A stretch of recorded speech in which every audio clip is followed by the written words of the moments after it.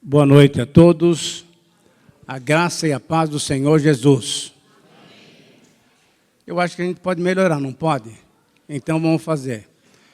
Boa noite e tudo bem, não precisa falar não. Eu quero falar é o amém da graça, né? Nós vamos cumprimentar como cristãos. A graça e a paz do Senhor Jesus sejam com todos nós. Amém? Amém. Aí, agora sim. É isso daí. A gente é crente, a gente pode gritar à vontade. Para o Senhor não tem problema. A gente grita para futebol, né? Fica 11 ou 22 homens correndo atrás de uma bola e fica... Para o Senhor, acabamos de louvá-lo, né? Lá naquele... Um dia eu e você estaremos lá na presença dele. Já pensou nisso? Já? Por isso que precisa de eternidade. Porque vai ter tanto tempo para a gente conversar, que isso tem que ser interno, tem que ser eterno, não pode ser um tempinho, não. Vão gastar a vida inteira. E não vai, é uma vida eterna. Ó, que já pensou? O que eu queria falar com vocês essa noite é uma palavra que alguns daqui já me ouviram falar alguma coisa daquilo que eu vou falar. Por quê? Porque nós tivemos, e não é um mês, não, menos de um mês. Porque foi dia 1, 2 e 3 de julho. Hoje é dia 20 de julho. Então, são uns 15 dias, 20 dias, no máximo, que a gente se conhece. E Deus nos uniu de tal maneira, eu queria dar esse testemunho, que só Ele que pode fazer isso. É Ele que faz. Quando a gente se reúne, quando a gente se conhece, quando é o corpo de Cristo...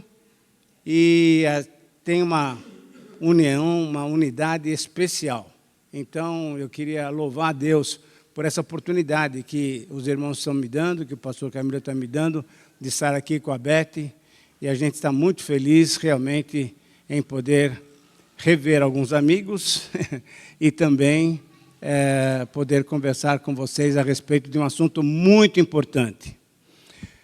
O pastor Camilo disse agora há pouco que ele já não está um pouco esquecido, porque ele não quis falar o nome das pessoas que estão aqui, convidadas, né? Se ele está esquecido, imagina eu, que sou muito mais velho do que ele. Estou muito esquecido. Mas, na verdade, a gente não esquece algumas coisas, principalmente da palavra de Deus, porque isso está guardado aqui dentro. Então, eu já queria falar duas coisinhas para você. Primeiro, se eu chorar, não se incomode, porque eu choro mesmo. Falar sobre a Bíblia, mexe comigo. Essa é a primeira coisa. Segunda coisa, nós estamos enfrentando um momento muito delicado na nossa vida cristã. E por isso, então, o título da nossa mensagem é exatamente esse aqui. Um compromisso completo para terminar bem. Para terminar bem. Olhando para vocês aqui, eu vejo que nem todo mundo está terminando. Tem alguns de cabelo branco, tem outros sem cabelo já, mas uma boa parte ainda nem está pensando em terminar. Eu também não estou pensando em terminar, não. Mas a verdade é que a palavra de Deus nos chama a atenção para isso. E nós precisamos reconhecer como é que nós estamos vivendo esses dias aí. E eu queria então, e a Flávia vai nos ajudar muito bem ali olha, eu ia falar retroprojetor. Veja só, hein? Quanto tempo faz isso daí? Não, no multimídia, ó, que coisa legal. Deus é muito bondoso, viu? Na verdade, pessoal, nós vivemos num século da pressa. Tudo é rápido, tudo é rápido. A celeridade em todos os aspectos é considerado um fator determinante. Isso é verdade. Nós podemos reparar isso daqui. É uma geração que não suporta a espera ou a frustração. Eu estou lendo, tá bom? Então é para ler mesmo, é para você gravar isso aqui. Depois os slides vão ficar aí com vocês e vocês vão poder processar um pouco mais. Tudo tem que acontecer em tempo recorde e de forma prevista. No trânsito, no trabalho, na escola, tudo parece surgir um compasso acelerado. E quanto mais rápido, Quanto mais objetivo e prático, o melhor é esse método. Esse método é sempre muito legal. Leitura nossa, contemplativa, o que é isso? Já era. Tem que ser agora uma leitura dinâmica. Você olha para a Bíblia, sente alguma coisa e já fecha a Bíblia, vamos lá, porque temos muita coisa para a gente fazer. Esperar em filas, nada disso. Como um clique na internet, eu resolvo tudo. E é verdade, né? Agora há pouco mesmo nós tivemos vários cliques e nós resolvemos a situação dos nossos slides aqui. É nesse ritmo que avança em medida quase que enlouquecedora, com meios cuja promessa é de otimizar o nosso tempo. A impressão que dá é que nunca um dia de 24 horas é suficiente, né? Nós sempre queremos alguma coisa a mais. Tanto é que tem banco de 30 horas, né? Não sei se... Precisamos, então, o quê? De paradigmas, referências, modelos que possam responder os desafios que temos diante de nós.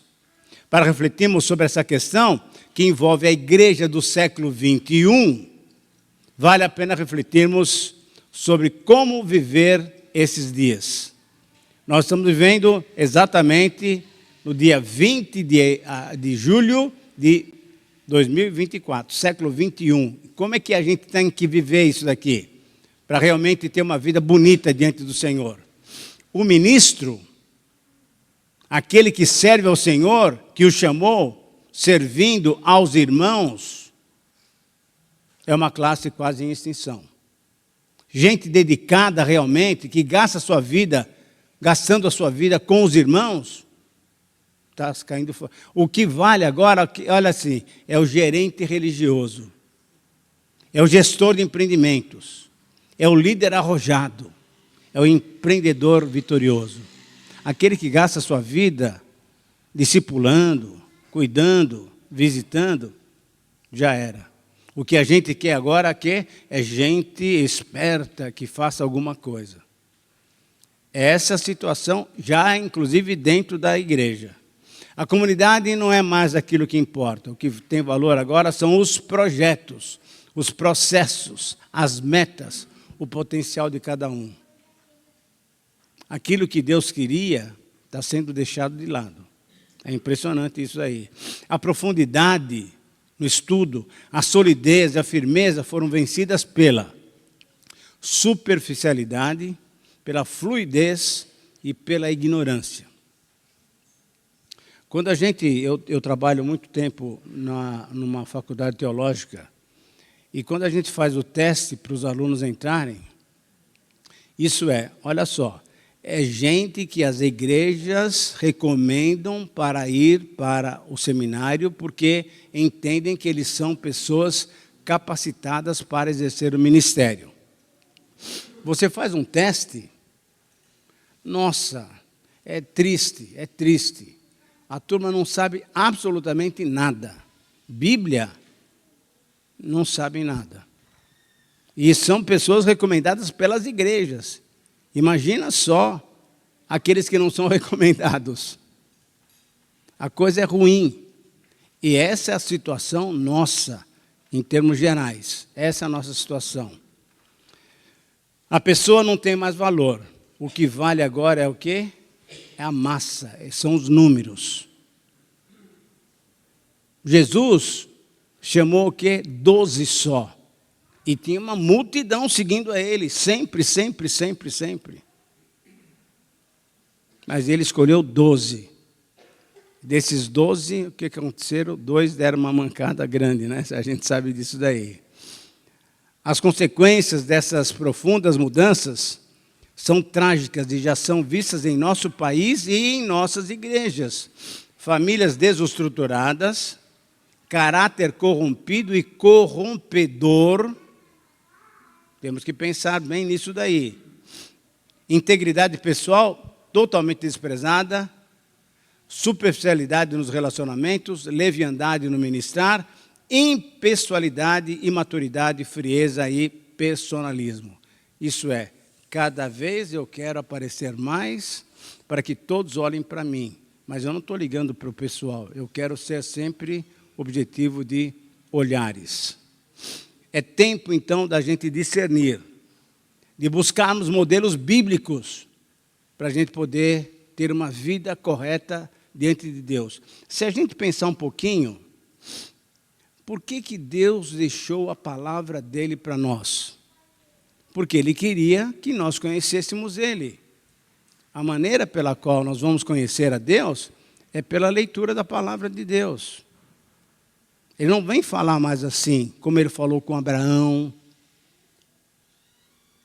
com Isaac, com Moisés. Não, Ele deixou, cadê? Está aqui. Ele deixou esse livro para nós, para a gente conhecer a sua vontade. Então, quanto mais nós pudermos gastar tempo com essa palavra, que é a palavra dele, mais nós vamos conhecê-lo, nós mais conheceremos a sua vontade, como ele quer que nós vivamos. Além de conhecer, veja essa última frase aí, Deus tem nos chamado para o quê? Para proclamar a palavra de Deus. A nossa realidade, a nossa situação real, como dispenseiros da graça de Deus, é proclamar ao mundo que temos um novo rei. Esse rei é o Senhor Jesus Cristo. Eu preciso fazer isso e você precisa fazer isso constantemente. Constantemente. Ah, mas eu não sei pregar. Não quero saber de pregação. Você tem uma vida para mostrar. E você tem palavras para dizer. Não precisa estar num púlpito nem nada, não. É só dar um testemunho do que Cristo fez na sua vida. É muito legal. Nós temos a oportunidade de morar lá em São Paulo, bem no centro de São Paulo, e nós moramos na rua Amaral Gurgel. Quem conhece lá, conhece. E nós temos aqui, de um lado, um bar, 2 casas depois, um bar, chamado Amigo Leal. Olha, bonito o nome, mas não é nada leal, não. E, de um outro lado, uma mecânica, o Elcio. E como é gostoso a gente poder falar com eles. Eu falo com o Manuel, que é o porteiro do bar, e falo com o Elcio, que é o mecânico ali perto da nossa casa. E a gente tem falado sobre Jesus, O Elcio é o cara que está mais aberto. Ele conhece o Evangelho.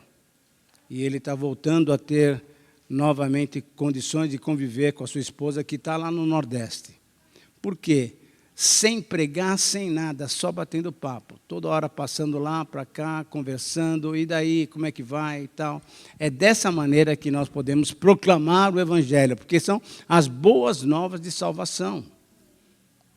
É lá no seu serviço, é lá no seu condomínio, é lá na sua família que você tem essa responsabilidade. E é por isso, então, que nós temos que olhar para a Bíblia e pegar alguns exemplos. E o exemplo dessa noite é o apóstolo Paulo. E eu queria que a gente lesse, se você puder, comigo, esse versículo. É Atos 20, 24. Atos 20 e 24. Todos nós vamos ler em conjunto, tá bom? Atos 20 e 24. Aí eu vou contar uma história, que é a história do apóstolo Paulo, para você perceber exatamente como é que isso vai acontecer na vida dele e espero que aconteça na nossa vida também. Vamos lá começar a ler esse versículo? Porém,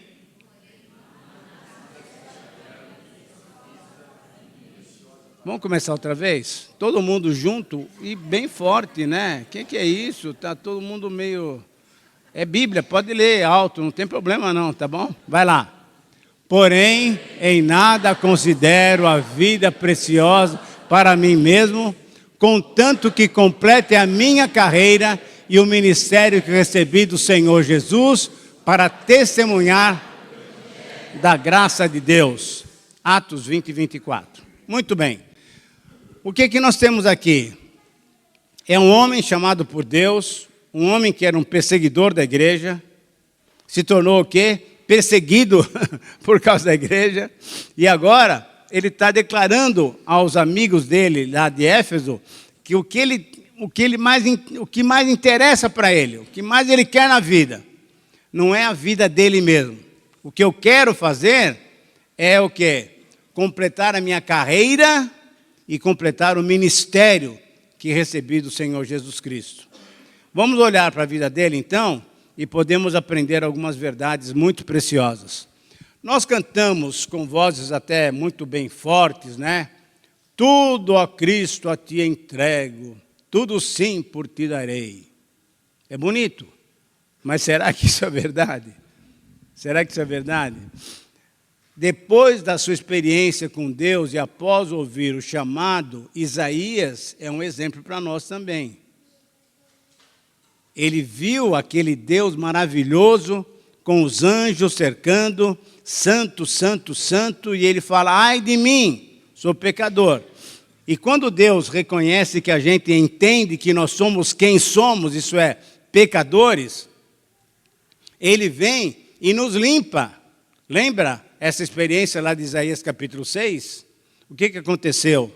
Veio um anjo com uma tenaz e purificou os lábios de Isaías. E aí ele pode falar, olha, estou aqui, envia-me a mim, a quem enviarei? Pode contar comigo, Senhor. O Senhor já deu uma arrumada na minha vida, pode contar comigo. A pergunta é, será que nós estamos dispostos realmente a ser usados pelo Senhor aonde e da maneira como Ele quiser? Essa é uma verdade, porque não é só Isaías, não é só Paulo, não é só Mateus, não é só João, não. Somos nós agora, do século 21. E o Senhor está chamando a gente para continuar essa obra, para continuar proclamando o quê? Que há um reino, e se há um reino, há um rei. Essas eleições que vão acontecer aí lá nos Estados Unidos, que vão acontecer agora em outubro, né, aqui no Brasil, tudo isso não é nada. O que nós precisamos fazer é saber que nós somos cidadãos da pátria celeste. Você vai votar? Deve votar sim.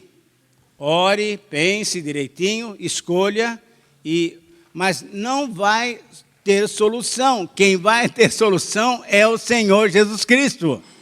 É só Ele mesmo. Então, saiba que Deus está cuidando de tudo. Essa é uma grande verdade. A Bíblia diz lá em Romanos capítulo 13,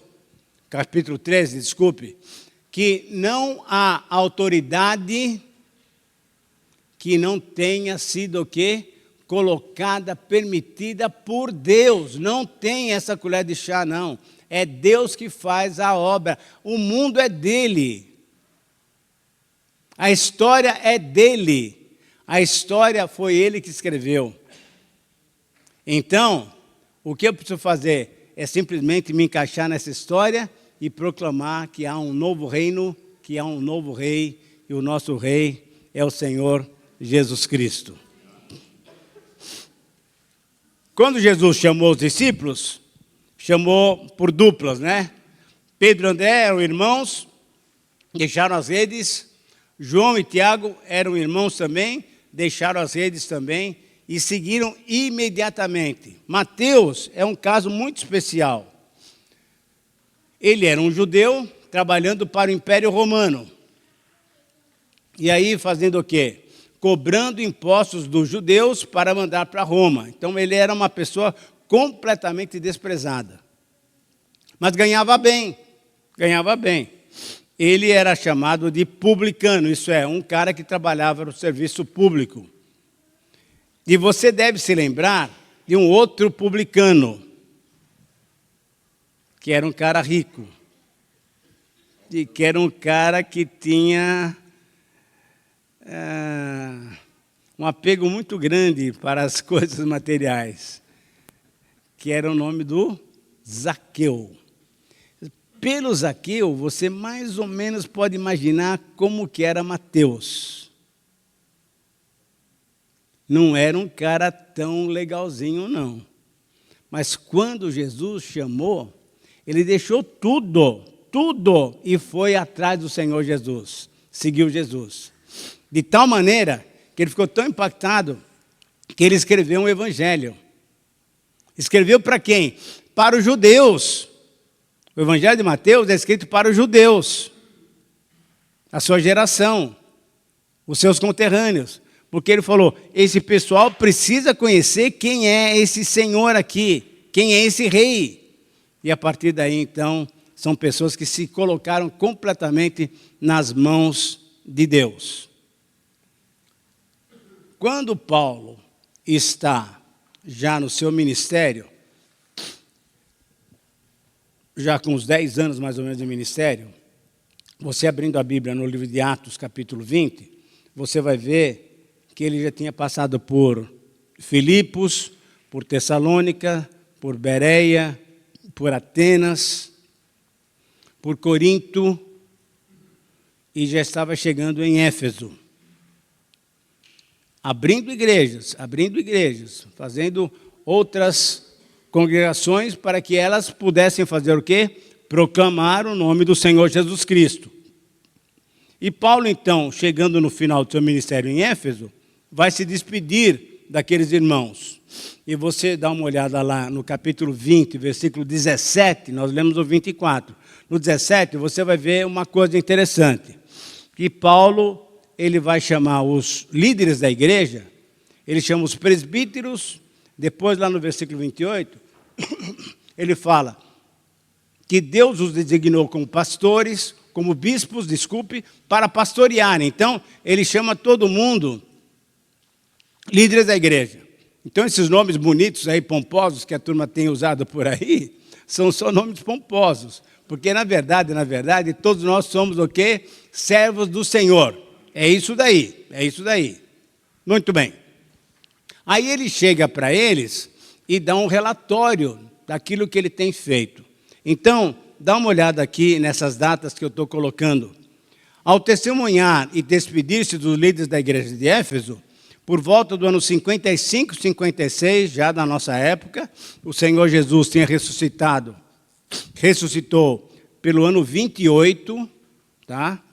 Vamos começar a entender essa história de Jesus, é muito interessante. Jesus morreu com 33 anos, mas ele morreu no ano 28. Que negócio é esse? É porque Jesus nasceu antes dele. Essa é muito jóia.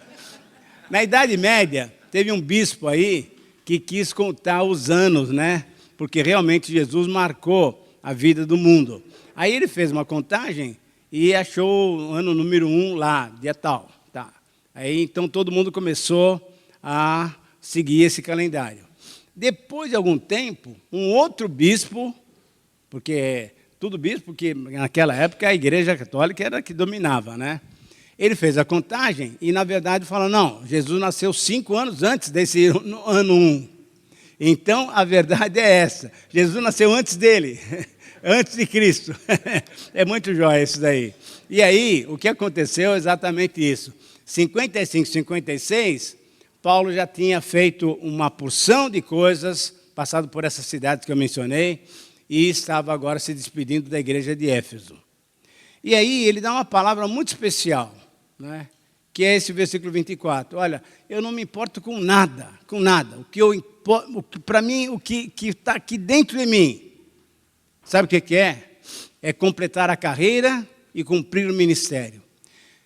Eu espero que todos nós aqui, nessa noite, que a gente possa ter esses alvos, de completar aquilo que Deus tem dado para cada um de nós.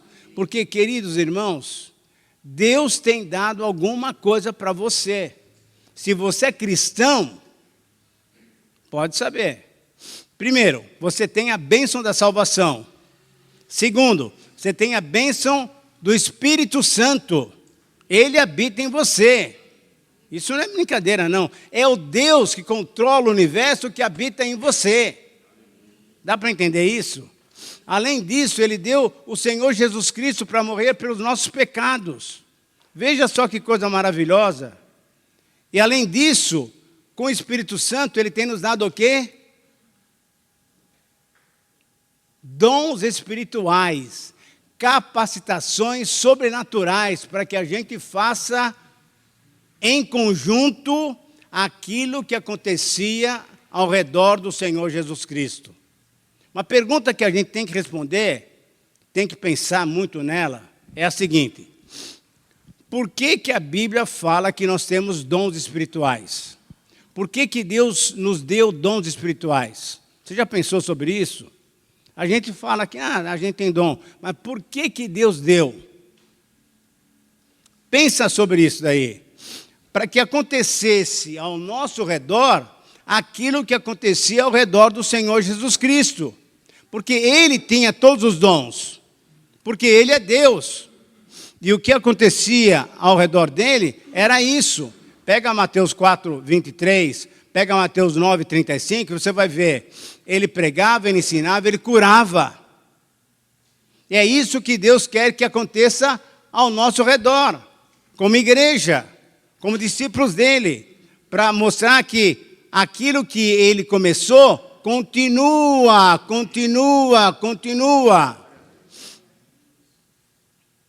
Abra, por favor, Atos capítulo 29.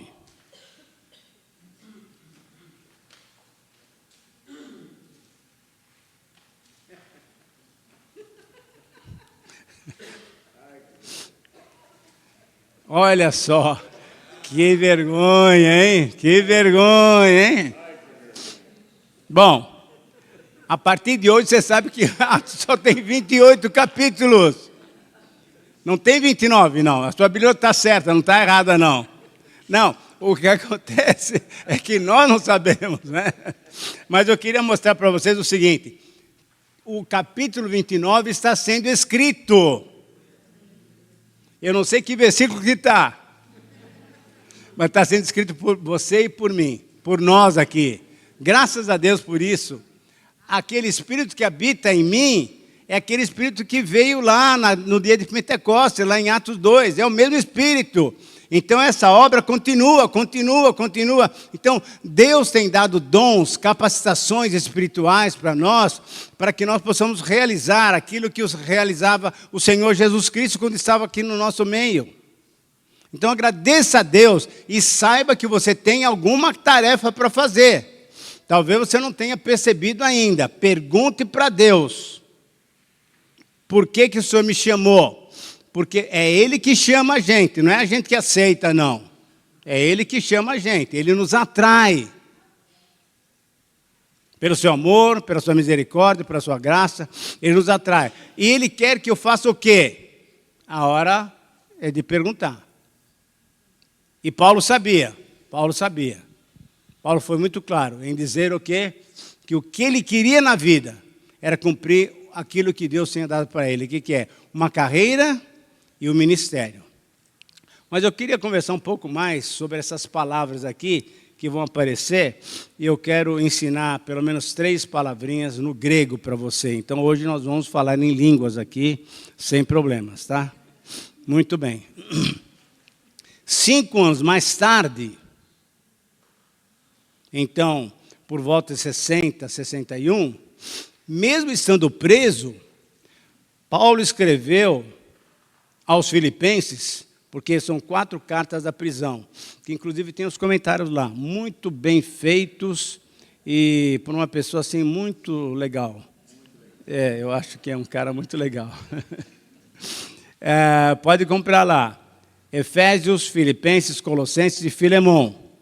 Um bilhetinho para Filemon, mas você vai ver um livro grandão lá. Muito bem. Ele está falando para os filipenses o seguinte, olha, eu deixei tudo, eu considerei tudo completamente sem valor para ganhar o quê? A sublimidade de estar com Jesus Cristo. De estar mais perto dele, de cumprir o alvo que ele tem passado para mim. E ele testemunhou exatamente isso daqui. Aquilo que ele considerava lucro, o perfil dele, olha quem eu sou Hebreus dos Hebreus. Bonita essa música. Eu sou da tribo de Benjamim. Ele tinha orgulho de quem ele era. Mas ele falou o seguinte, olha, isso aqui não vale absolutamente nada. O que vale para mim é essa comunhão que eu tenho com Jesus Cristo. Eu espero que você também entenda isso. Não é que você não deve estudar. Estude. Seja doutor, pós-doutorado e não sei mais o quê. Não tem problema. Mas, por favor, tenha o Senhor Jesus como principal na tua vida. Porque o título não adianta absolutamente nada. O que vale é a nossa vida com o Senhor Jesus Cristo. Isso vale a pena. Então, o que Paulo está falando para nós é esse o perfil de pessoas que nós queremos seguir. Nessa vida de correria para lá e para cá, fique tranquilo. Deixa Deus mostrar e cumpra a vontade dEle. Então, lá em Filipenses, ele está mostrando exatamente isso. Aquilo que ele considerava como uma coisa muito bonita, olha quem eu sou. Ele falou, não, tudo isso aqui é perda. Eu vou perder tudo isso, porque eu quero ganhar Jesus Cristo. Você lembra daquela passagem, daquela parábola que o Senhor Jesus contou? Ele conta uma história muito interessante. Que chega um publicano, que é aquele cara que serve ao Império Romano, ele chega no templo para orar, ele é um judeu, chega no templo para orar, e junto com ele chega o quê? Um fariseu, um religioso, um cara da alta cúpula da religião. E aí esse cara começa a orar e começa a falar, olha, Senhor, muito obrigado por quem eu sou, por quem o Senhor me formou. E olha, dou até graças ao Senhor, porque eu não sou como os demais homens, se dirigindo ao publicano. E aí o publicano só fez uma coisa. Senhor, tem misericórdia de mim, eu sou pecador. Eu preciso do Senhor, eu dependo do Senhor. Então, queridos irmãos, queridos jovens e moças aí que estão estudando ainda, tenham os mais altos graus que você puder ter. Beleza. Mas não deixe que nenhum deles ocupe o primeiro lugar. O primeiro lugar é do Senhor Jesus Cristo. Então, pega todos os seus diplomas e, deixa para lá. O que importa é o Senhor Jesus Cristo. E Paulo está falando exatamente isso. Olha, pessoal de Filipos, eu não estou nem aí com aquilo que eu era. O que eu quero é ter comunhão com o Senhor Jesus Cristo. Muito bem. Isso é uns 5, 6 anos depois, ele está preso. E essa carta, inclusive eu dei um título para ela, chamada Carta aos Filipenses, a Carta da Alegria. Carta da Alegria. Um homem está preso, injustamente, porque os judeus entenderam que ele estava levando um gentio para o templo, e aí prendem ele. Um homem que fica 4 anos preso. 4 anos preso. E você fala, puxa, mas como é que Deus permite uma coisa dessa? Ele é alguém que faz o quê? Obrigado. Ele é alguém que faz o quê?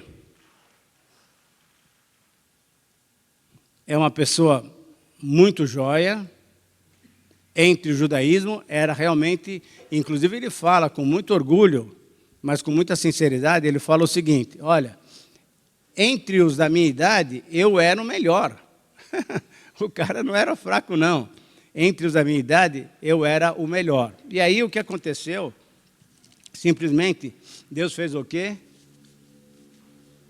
Mudou a vida dele. E ele se tornou o quê? Um perseguido por aqueles companheiros dele. E nessa carta, que é a Carta da Alegria, e ele está preso. E ele fala, olha, alegrai-vos sempre no Senhor. E é interessante a maneira como Deus faz as coisas na nossa vida. Hoje nós passamos alguns momentos muito gostosos lá na casa do pastor, e conversando exatamente sobre como Deus dirige a nossa vida. E a maneira como Deus dirige a nossa vida, nós precisamos ter essa percepção, pessoal. Nada do que acontece na tua vida é ocasional. Tem a mão de Deus. Fica só antenado, fica ligado para saber o que Deus está fazendo. E Ele está fazendo alguma coisa. E Deus sempre faz o bom para nós. Mesmo que na hora não fique tão legal. Porque na hora Paulo ficou 4 anos preso. Que coisa maluca. Deus chama o cara para servir e aí coloca ele na prisão durante 4 anos. Qual é, Deus? Será que não houve algum erro de digitação lá no céu? Porque a informática já estava lá. E, na verdade, é o seguinte. Deus tem planos, gente, incríveis. Se você pegar o livro de Filipenses, você vai ver no capítulo 1, ele fala o seguinte, olha, eu estou alegre, estou preso, mas estou alegre, porque toda guarda pretoriana, guarda alta lá do palácio de César, tem conhecido por que eu estou aqui. Eu estou aqui por causa de Jesus Cristo. E ele passa 2 anos preso lá em Roma, além dos 2 anos que ele ficou preso lá em Cesareia. Tá? Então, esse é o 4º ano que ele está preso. E aí, Deus usa Paulo de uma maneira espetacular. Quem manda no império, quem manda no mundo é o Império Romano. Quem manda no Império Romano é o senhor César. Quem é César é o Nero. Eu não sei se alguém já viu algum bebê chamado Nero.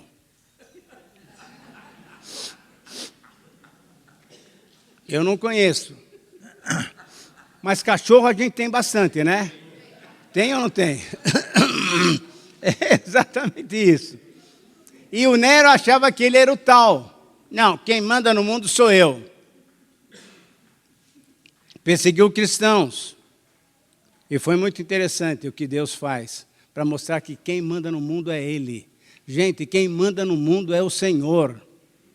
Por favor, não esqueça disso. Quem manda no pedaço é Deus. É maravilhoso. E aí, vamos fazer o seguinte, vamos pegar a Bíblia, né? Abra a Bíblia lá. Filipenses capítulo 4, lá no finalzinho já, vai. Filipenses capítulo 4. Lá no finalzinho, bem no final, se você sabe o que é Filipenses, né? Na minha Bíblia está no Novo Testamento, tá? Só para você saber. Não, se a gente não sabia que tinha 29... bom, deixa para lá isso aí. Vamos lá, capítulo 4. Eu vou ler os últimos versículos do capítulo 4. Ele está terminando a carta, né, e está dando, então, um abraço para cada um dos irmãos que vão receber essa carta. E no versículo 21, 4, 21, ele está escrevendo o seguinte: saúdem todos os santos em Cristo Jesus. Eu estou mandando um abração, joia, para quem é crente em Cristo Jesus.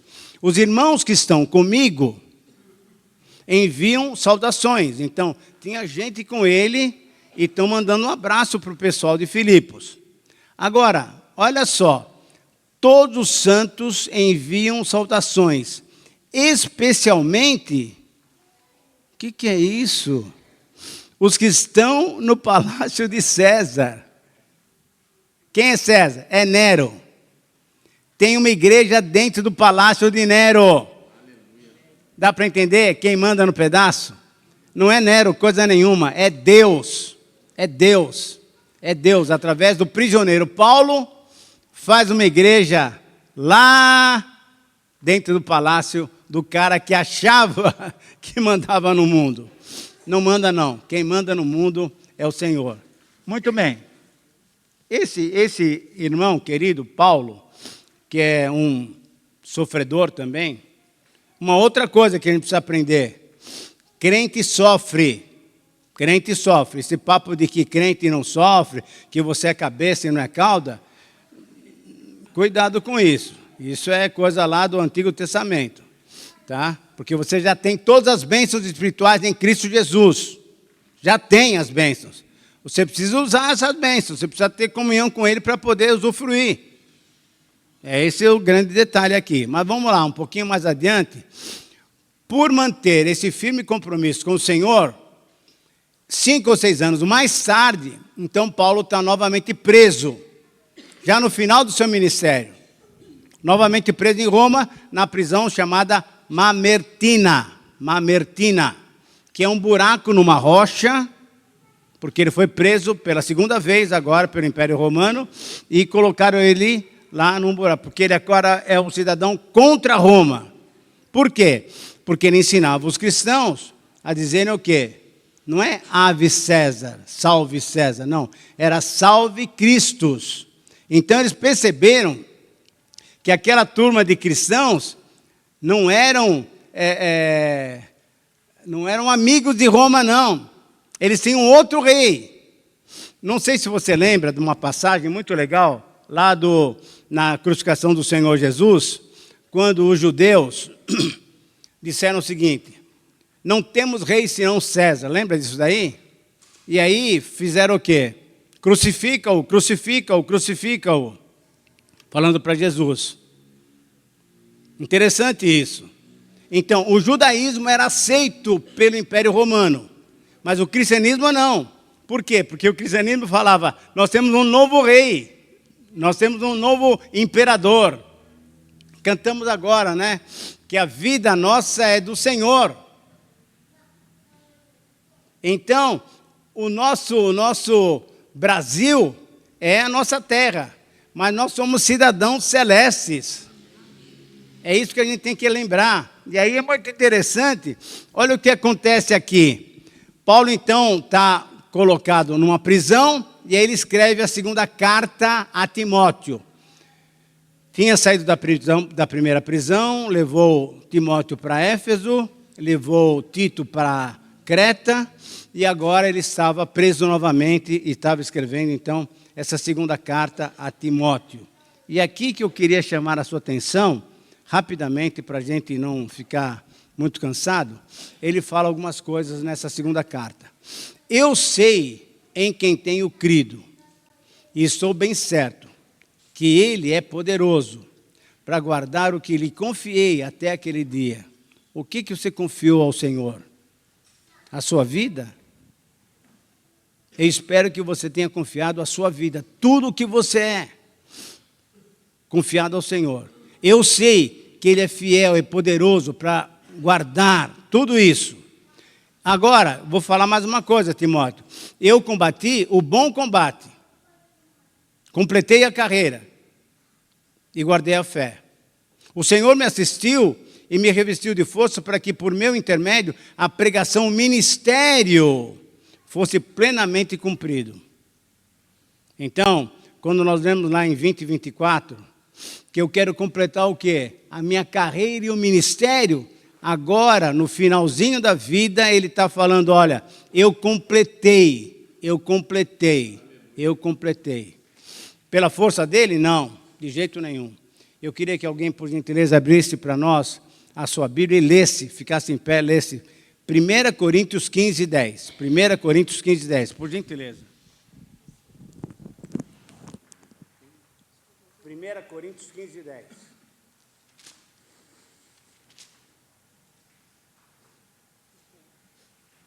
Mas, pela graça de Deus, sou o que sou.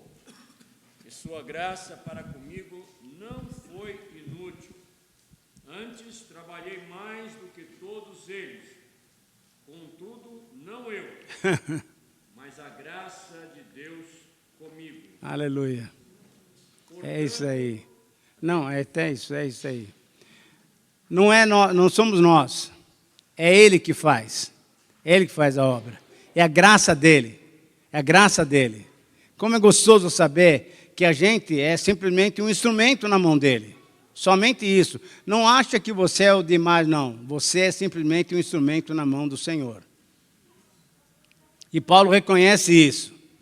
Eu combati o bom combate. Acabei a carreira. Mas quero dizer o seguinte. Não fui eu.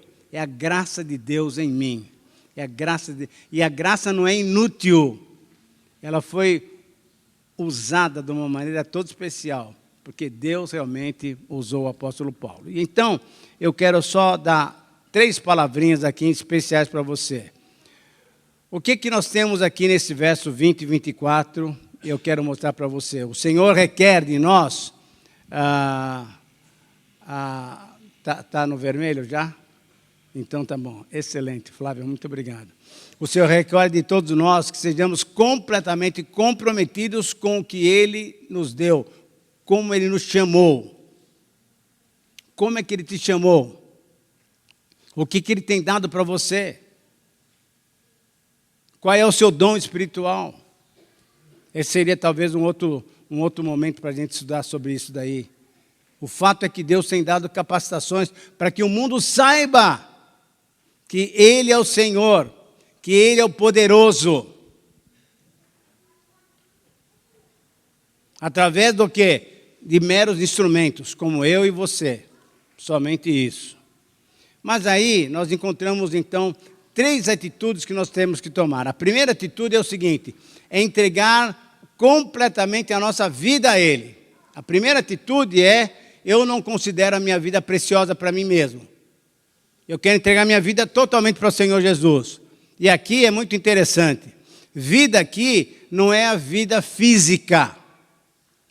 Porque Paulo, meu amigo, o que Paulo sofreu na vida física dele não é fácil. Foi xingado, foi cuspido, foi apedrejado também, só não morreu como Estevão. Apanhou muitas vezes. Não é a vida física.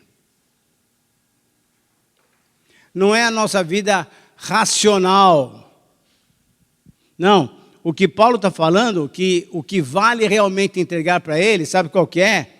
É uma outra palavra no grego que você vai aprender então, que é a vida psique. Psique. Que palavra é essa daqui? É aquilo que você de fato é.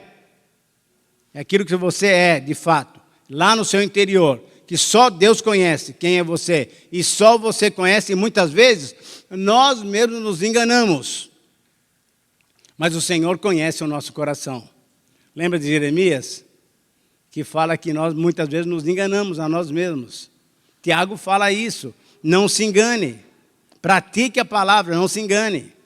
Então, a vida psique é aquilo que você tem de mais precioso lá dentro.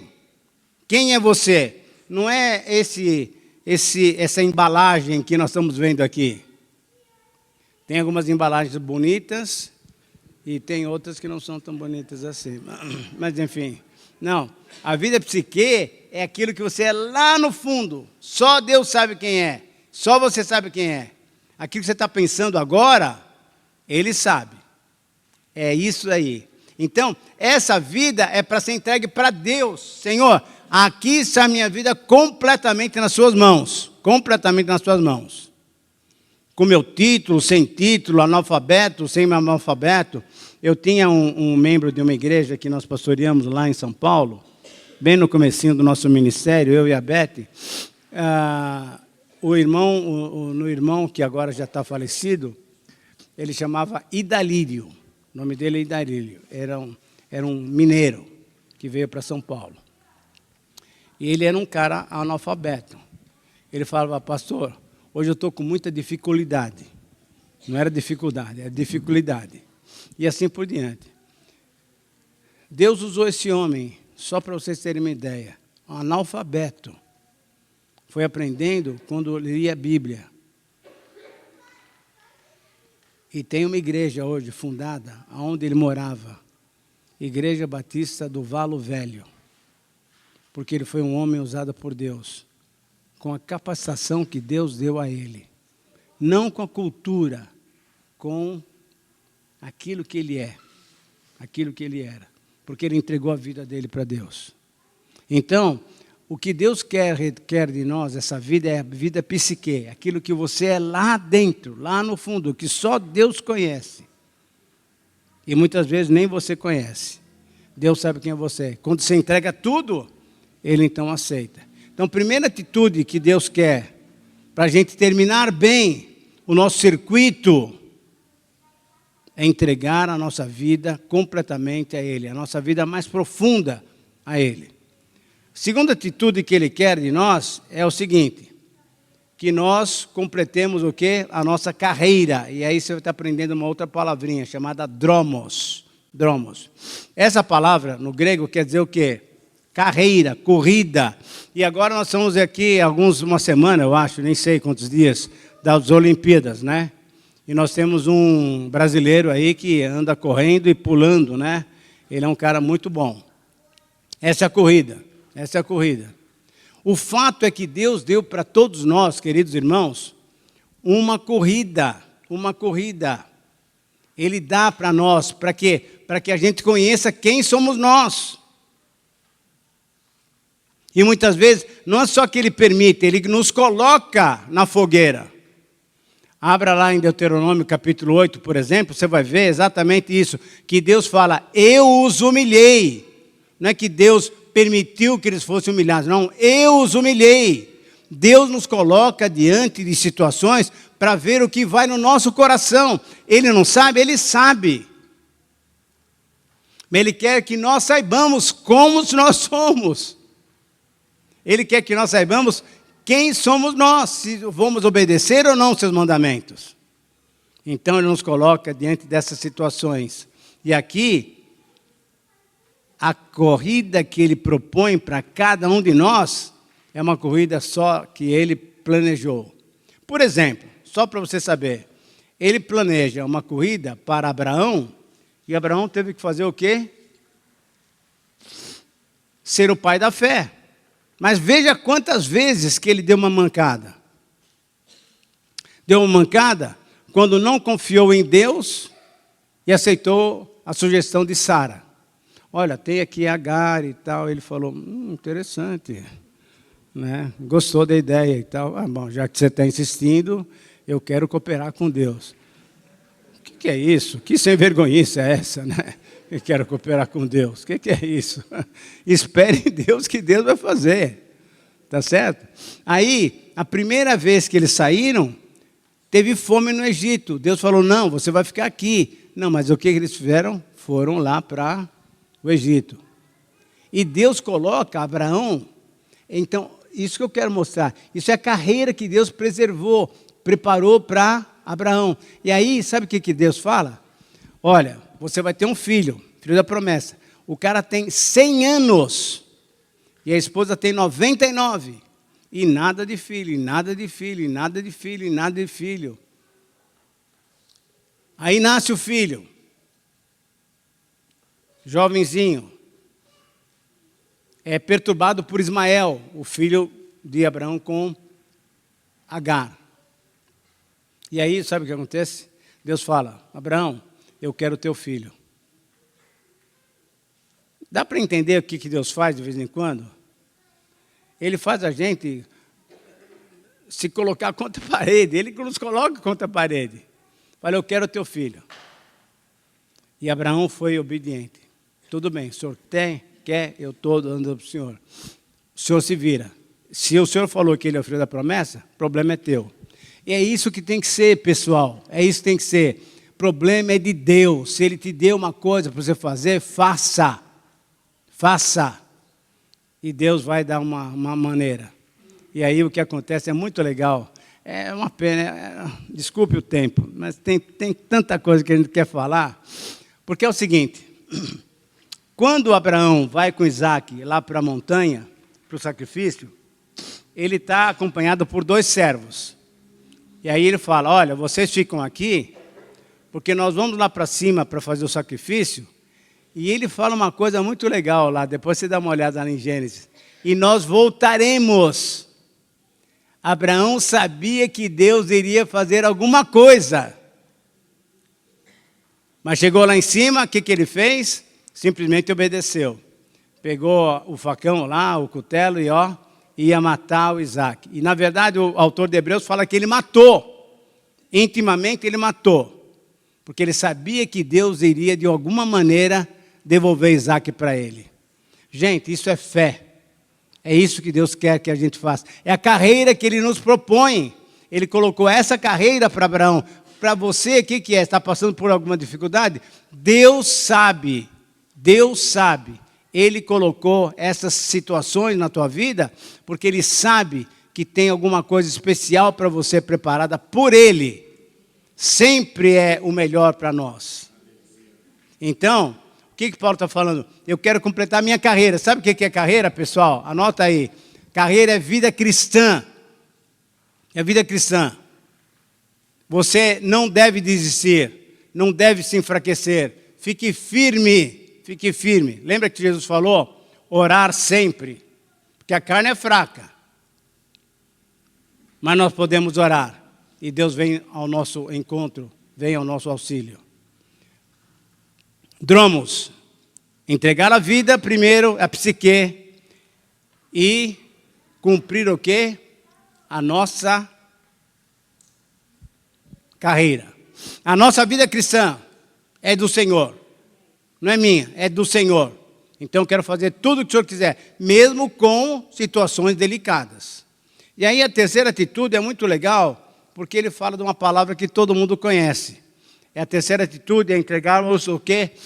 Todo o nosso ministério ao Senhor. E o ministério, a palavra é diaconia. Diaconia. Então, essa palavra traduzida para o português deu o quê? Diáconos. Não, mas na verdade, sabe o que quer dizer essa palavra? Garçom. Garçom. É aquele que serve. É aquele que serve. Então, o nosso ministério não é você que vai mandar. Você vai servir. Não é você que vai ser o cara. Não, você é um servo. Paulo deixa claro isso lá em Efésios capítulo 4, versículo 11. Apóstolos, profetas, evangelistas, pastores e mestres, que estão fazendo o quê? Servindo o corpo de Cristo, para que os membros do corpo de Cristo possam realizar o seu ministério. O nosso papel como líderes aqui, pastores aqui, é simplesmente fazer o quê? Servir a igreja, para que a igreja, a totalidade da igreja, não são as paredes, não, é o pessoal que forma a igreja, sirva o Senhor, servindo uns aos outros. A ideia é exatamente essa. Deus tem nos dado o ministério da diaconia, de servir. E aí Paulo fala de uma maneira muito legal, olha, eu completei a minha carreira e completei o serviço que ele me deu, completei o ministério que ele me deu. E qual foi o ministério? Pregar para os gentios, para os judeus e para os reis. E ele agora está dando um testemunho para Timóteo. Timóteo, olha, eu sei em quem tenho crido. E estou bem certo que ele é poderoso para guardar o meu tesouro até aquele dia. E Paulo ali, escrevendo a Timóteo, mas 3 meses depois ele seria degolado. Ele sabia que ele podia confiar em Deus. Então, ele na verdade, ele termina bem o seu ministério. Termina bem a sua carreira cristã. Termina bem a sua vida. A pergunta que vale a pena nós fazermos é a seguinte: será que nós estamos terminando bem? Será que nós estamos correndo bem a vida cristã? Será que nós estamos correndo bem o nosso ministério? Aquilo que Deus tem dado para você, você tem sido um servo fiel? Eis-me aqui, envia-me a mim. Em nada considero mais importante do que completar a carreira e completar o ministério. A palavra que eu tenho essa noite, então, para vocês é exatamente essa. Que Deus possa nos abençoar e possamos entender que Ele sempre tem o melhor para nós. Sempre tem o melhor para nós. Mesmo com dificuldades. Mesmo com dificuldades. Entenda isso. Porque no fundo, essas situações delicadas não passam de nada diante da glória que nós vamos ter diante do Senhor. Isso não é nada, não é nada. Porque aquilo que o Senhor Jesus sofreu por você e por mim é alguma coisa fora de série. Então, o que Ele pede é que você se coloque nas mãos dEle, porque Ele sabe o que é melhor para mim, o que é melhor para você. Para que o nome dEle seja honrado e seja glorificado. Que Deus possa nos dar, então, essa dedicação completa ao Senhor. Essa dedicação completa ao Senhor. Para que o nome dEle seja honrado, seja glorificado. Para que o Evangelho seja proclamado. Tem tanta gente ainda aí perdida. E gente que o Senhor quer que a gente traga para a família de Deus.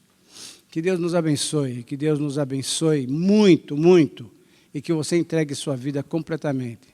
Sua vida, sua carreira, seu ministério, para que o nome dele seja honrado e seja glorificado. Amém? Amém.